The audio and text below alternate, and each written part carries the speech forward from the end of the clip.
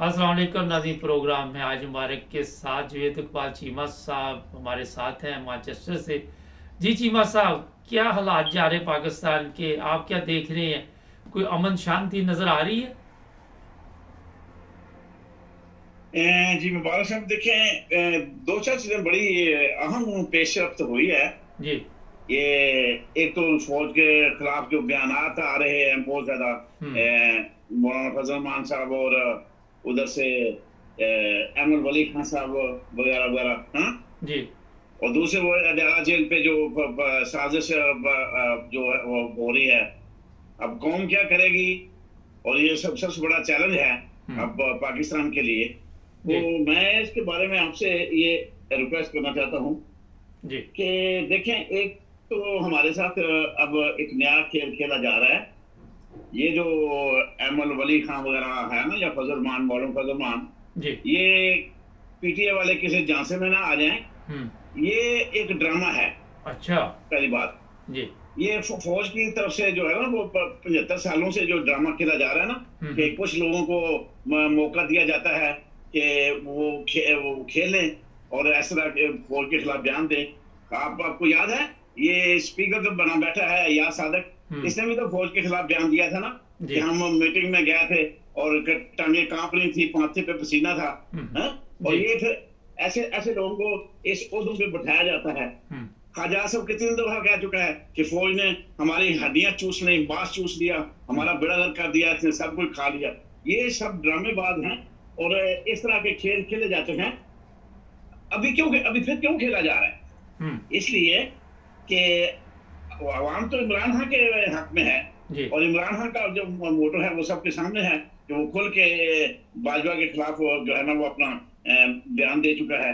फौज और सियासतदानों के और दूसरे ब्यूरोक्रेट और जजों के खिलाफ, जो भी करप्ट लोग हैं सियासतदानों के खिलाफ खुल के वो बात कर रहा है।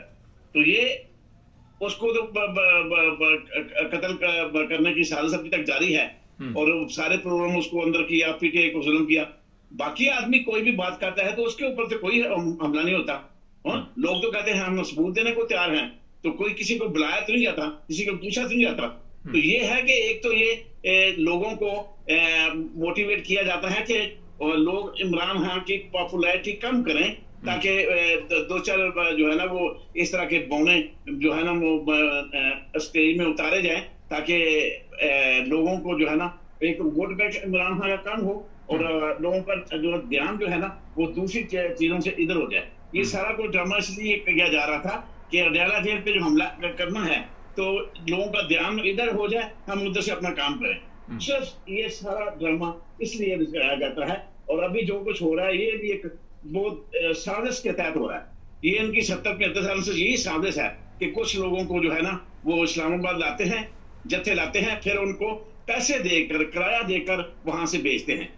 इसी तरह जत्थे लाते हैं अपने मतलब के लिए, और फिर उनको वापस 2 दिन बाद बेचते हैं। यानी ये इस्तेमाल करते हैं लोगों को, उनको पैसे भी देते हैं। इन्होंने पैसे क्रेनों वालों को भी पैसे दिए, इन्होंने मौलाना फजल मान के बंदों को भी पैसे दिए, इन्होंने दूसरे जत्थों को भी पैसे दिए। ये सारे इस्लामाबाद बुलाए और वहां से कुछ हुकूमतों के खिलाफ बुलाए जाते हैं और कुछ अपने मतलब के लिए बुलाए जाते हैं। और ये सारा फिर गाली भी सुनते हैं, सब कुछ सुनते हैं। ये एक बहुत मुनज़्ज़म साजिश के तहत ये होता है। और अभी हम किसी झांसे में ना आ जाए कि मौलाना फजल हमारा दोस्त बन गया है, या अहमद वली खान जो इमरान खान का बड़ा दोस्त बन गया है, ऐसी कोई बात नहीं है। ये सारे पहले भी जो है ना मुनाफिक थे, और ये मुनाफिक ही रहेंगे। बोलने वाला, हाँ, अगर एक सिर्फ सिंपली एक आदमी है वो साजुल हक, अगर वो बोले तो एतमाद किया जा सकता है कि वो हक पे बात करेगा। बाकी कोई बंदा भी जो है ना, जैसा पीपल्स पार्टी इमरान खान के साथ खेल रही थी कि हम साथ मिला के हम चलेंगे, अभी एक ही दिन गुजरा था तो उसने पैसा पलटा और वो नून लीग के साथ अय्याशियां करके अपनी वजारतें और सदारतें लेने के लिए तैयार हैं। ये सारे मुल्क में ड्रामे करने वाले मुनाफिक में बहुत बड़ा ये जरदारी इतना बड़ा कि इसने पैसा इस्तेमाल किया, वो सारा कुछ करने वाले, इन पे कैसे भरोसा किया जा सकता है? फिर कहते हैं जी कि इमरान खान इन पे भरोसा नहीं करता। इमरान खान कैसे भरोसा करेगा? इमरान खान तो इन लोगों पे भरोसा नहीं कर सकता। आप कोई सवाल करें जी। तो। अच्छा, ये मुझे बताइए कि अडयाला जेल इतनी गैर महफूज है कि अफगानिस्तान से लोग आके वहां हमला कर लेंगे? देखें, ये इतना आप कहें कि घटिया घटिया, कभी कभी ये ड्रामा या लिखते हैं ना, स्क्रिप्ट लिखते हैं तो इतना घटिया लिखते हैं, इतना घटिया काम करते हैं। मगर असल हकीकत होती है उसमें ये कि जिस तरह इन्होंने 12 बजे मरियम मरियम नवाज ने 12 बजे राणा सनाउल्लाह को, वजीर दाखिला को फोन किया कि तुम उठो, फौरन प्रेस कॉन्फ्रेंस करो, क्योंकि इन्होंने नकवी के गुंडों और बदमाशों, आईजी के बदमाशों से जेल के अंदर औरतों के साथ रैप करवाया हुआ था। अब ये एक तो इन्होंने काम करवाया, औरतों के साथ उधर बदसलूकी कराई रात को 12 बजे, है तो कुछ गुंडों को उनके ऊपर छोड़ा, फिर उसके बाद प्रेस कॉन्फ्रेंस करवाई। यानी फिर समझ रहे हैं कि हमने एक जो है ना लोगों को इतला दे दी थी बर वक्त, यानी अपने आप को सच्चा साबित करने के लिए, अपने आप को बचाने के लिए। मगर ये सारे ड्रामे जो कर रहे हैं ये बच रहे हैं। एक वक्त होता है जब पकड़ होती है, मेरे अल्लाह की पकड़ जो है ना बहुत करीब है, और इंशाल्लाह ये सारे ड्रामे इनके फेल होंगे।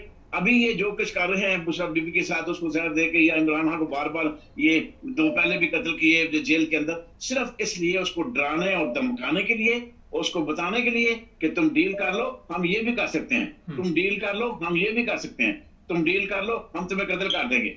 अब ये डेला जेल में जिस दिन से वज़ीर आला केपी के अली अमीन गन्नापुर साहब तशरीफ आए हैं, उस दिन से इनको तकलीफ है कि अब इसको यहाँ से शिफ्ट करना है। उसके लिए इन्होंने कोई ना कोई मुद्दा ऐसा बनाना है और ऐसा कोई ना कोई खेल खेलना है। अब ये दो ड्रामे इनके करने हैं कि या तो ये अपना जान से मारने के लिए कोशिश करेंगे, और या उसको डेरा जेल से शिफ्ट करेंगे। ये क्योंकि मरियम और पापा की तो अब जो आए हैं उनकी तो ख्वाहिश है, उनका तो स्टेज ड्रामा चल ही नहीं सकता जब तक इमरान खान जिंदा है। तो और मरियम की तो खास बहुत पुरानी है, उसने असद शरीफ को भी कत्ल कराया, उसमें मरियम शामिल है। अब जो पंजाब में कत्ल हुआ उसमें मरियम शामिल है, अहमद शाह के ऊपर जो तशद्दुद हुआ उसमें मरियम शामिल है, और जिले शाह जो कत्ल हुआ था उसमें भी मरियम शामिल है। तो ये एक ऐसी रिलीज औरत है कि जो चाहती है कि सारे रास्ते क्लियर हो जाएं। अब ये आखिरी रास्ता उसके सामने है कि इमरान खान को रास्ते से हटाना है और इसको जो है ना मुकम्मल तौर पे इसका पत्ता साफ करना है, तब जाके ये काम होना है। तो वो क्या था वो, हालांकि कोर कमांडर कॉन्फ्रेंस में आपने झूठ सुन लिया ना, ये कोर कमांडर कॉन्फ्रेंस में झूठ बोलने की क्या जरूरत थी? इसलिए कि अब आर्टिकल 6 कब और कैसे किसके ऊपर लगेगा, कब लगेगा, ये तो वक्त ही बताएगा, तारीख बताएगी अब क्या होने वाला है, क्या होगा। तो अल्लामा इकबाल ने तो कहा था ना, तूने क्या गजब किया, मुझको भी फाश कर दिया। तो ये है असल में वो खुद ही अपने राज फाश कर रहे हैं, यानी अपने आप खुद ही नंगे हो रहे हैं। इसमें तो किसी का कोई कसूर नहीं है। ये क्या जरूरत थी? हालांकि ये ट्रॉफी ड्रामा कोर कॉन्फ्रेंस शुरू से हो रहा है, जिन्होंने रजीम चेंज हुआ था तो फिर भी इन्होंने प्रेस कॉन्फ्रेंस की थी और प्रेस रिलीज जारी की थी। हालांकि अगर तुम मुलव्वस नहीं होते, तुम मुदाखलत नहीं करते, तो फिर प्रेस रिलीज जारी करने की क्या जरूरत थी? दुनिया का मैंने इससे बड़ा झूठ और कोई नहीं कि जो अभी प्रेस रिलीज में पहले हम वो एक बंदा शामिल है, अब वो सारे कोर कमांडर को, सारी फौज को इस्तेमाल कर रहा है, और फौज को बदनाम करने के लिए वाहद इस जर्नैल ने ये तैयार किया हुआ है कि पता नहीं मुल्क को इतवाक को ऐसा इसने बेड़ागर करना है या टुकड़े करने हैं, कि अब सारे कोर कमांडर भी झूठे हो गए। पहले तो सिर्फ एक दो थे, अब सबको इसने शामिल मिला लिया है, और सबके माथे पे कालख जो है ना वो मली जा रही है, और चीमा साहब जरा मुख्तसर जवाब दें, काफी लंबा हो जाएगा प्रोग्राम। ये बताइए, मरियम आप कह रहे हैं कि इतने लोगों के कत्ल में मुलव्वस है, एक तरफ आप कह रहे हैं कि अल्लाह ताला की जो लाठी है बेवाज है, मगर ये तो 70 साल से जुल्म हो रहा है अभी तक। ये क्या वजह है कि पाकिस्तान की हालत नहीं बदली? इसमें कौम का भी कोई कसूर है कि कौम आज तक अपने आप को चेंज नहीं कर सकी? ये सवाल मैंने पिछली दफा भी आपसे किया था। हाँ, आपकी बात वो ना ठीक है कि कौम का भी कसूर है। मैं वो अब आपके सामने रखता हूँ, अभी आपको मैं उसका जवाब देता हूँ कि वो कतील ने कहा था ना कि हो ना हो ये कोई सच बोलने वाला है कतील जिसके हाथ में कलम पाँव में जंजीरें हैं। तो एक तो ये है कि ये सच बोलने वाला है ना जो जेल में कैदी नंबर 804 बैठा हुआ है। तो जनरल आसिफ मनीर साहब के बारे में ये मैं आपको बता दूं कि असल बात क्या है कि तुमसे पहले भी एक शख्स तख्त नशीन था, उसको भी अपने खुदा होने पे इतना ही यकीन था तो ये जो कर रहा है ना, कौम को इसके बारे में पता है। कौम के बारे में तो जो कौमें कफन बांध कर निकलती है ना, वो इनकलाब लाती हैं। ये बात अटल है, इसमें कोई शक वाली बात नहीं है।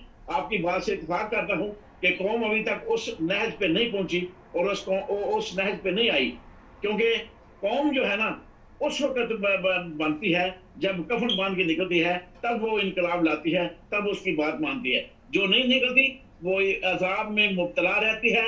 ये अजाब आया हुआ है, मिसाल है कि होती नहीं जो कौम हक बात पे यकजा, उस कौम का हाकिम ही बस उसकी सजा है। तो ये हाकिम जो है ना, ये इस कौम की सजा के तौर पे जो है ना, आप मरियम समझे या जनासम नहीं समझे या सिकंदर इकबाल राजा समझे या काजी जो है ना, ये टाउट जो चीफ जस्टिस बैठा हुआ है, ये सजा है। ये हमारे साथ जो हो रहा है ना, ये गलीज किरदार हमारे ऊपर जो मुसल्लत हैं, जिनके जेरे साया ये मुल्क चल रहा है। अच्छा चीमा साहब ये बताइए, एक लेसन है कि सर उठा के ना चले। चीमा साहब एक बड़ा अहम सवाल है, कौम को तो 10 किलो के आटे के पीछे लगाया हुआ है। कौम तो पटवारी को ढूंढ रही है कि साइन करे, वो सिफारिश करे, कोई 10 किलो आटा मिले। तो जो कौम अपने आप को छोटा कर देती है, वो बड़े बड़े किस तरह फैसले कर सकती है, बड़े बड़े तूफानों से किस तरह मुकाबला कर सकती है? ये मुकाबला तो कर सकती थी, क्योंकि हर कौम को एक लीडर चाहिए। तो लीडर के बगैर कौमें जो है ना सड़कों पे निकलती हैं, ना किसी के पीछे चलती हैं। असल बात उनका कामयाबी का यही है मोरा कि जो जीत रहे हैं, कि बार बार कामयाब हो रहे हैं, कि उन्होंने इमरान खान को अंदर किया हुआ है। अभी कोई लीडर इमरान तरीके साहब में जिस तरह मुरब्बत वगैरह है, जज्बाती आदमी, इस तरह का कोई लीडर लीड करेगा तो फिर ये सारा काम बनेगा। और जब तक पूरा पाकिस्तान यकजा होके पहिया जाम नहीं करेगा, उस वक्त तक कुछ नहीं होगा। क्यों? ये इलाकों में करने से, इस्लामाबाद करने से या सियालकोट में करने से या उधर करने से ये इस तरह काम नहीं होगा। मुझे याद आया, वो सियालकोट की बात मुझे याद आ गई तो मैं हैरान था। मैं आपको आखिरी बात ये बता दूं कि वो इतना बड़ा चैलेंज है इस सारे अदारों के लिए, इस सारे सिस्टम के लिए, कि मैंने अम्मा डार को उसकी स्पीच सुनी।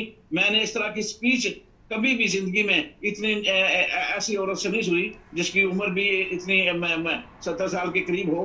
तो मैं हैरान होता हूँ कि इतनी बेहतरीन स्पीच इतनी अम्मा डार ने सियालकोट के वकला के साथ और अवाम और माइक के सामने की है, और औरों से जो अदारों से जो इंसाफ मांगा है।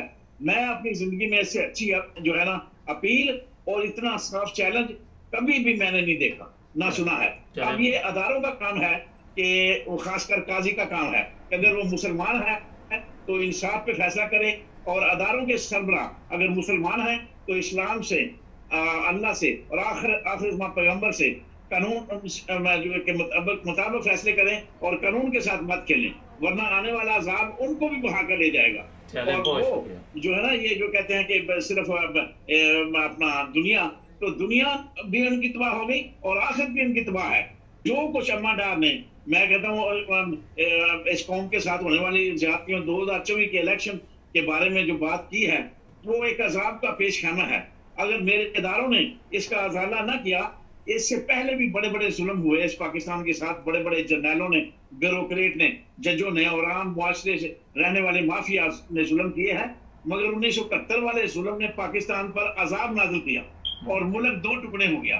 मगर इस तरह का जुल्म जो 2 साल से हो रहा है, जिसकी कहानियां बाहर आना शुरू हो चुकी हैं, और जिस तरह का जुल्म हो रहा है, ये जरूर किसी बड़े अजाब की तरफ हम जाने वाले हैं। अब भी वक्त है। मैं तमाम अदारों के सरबराहान से गुजारिश करता हूं कि फौरन अल्लाह और अल्लाह के प्यारे पैगंबर की तरफ रुजू कर लें और गलतियों का अजाला कर लें, क्योंकि अभी वो रुजू कर सकते हैं, कल को उनके पास फिरौन की तरह वक्त नहीं होगा। बहुत शुक्रिया चीमा साहब, thank you. Javed Iqbal Cheema Manchester से अपने ख्यालात का इज़हार कर रहे थे। नाज़रीन, यूट्यूब पर हमारी आप नशरियात भी देख रहे हैं और साथ इस वक्त लाइव नशरियात टिकटॉक पे भी चल रही हैं। हमें फॉलो कीजिए, सब्सक्राइब कीजिए। इस वक्त यूट्यूब के जो देखने वाले उनको मैं खुदा हाफ़िज़ कहूँगा, मगर टिकटॉक पे 2-3 मिनट तक मैं बैठा हुआ, जुड़े रहे हमारे साथ।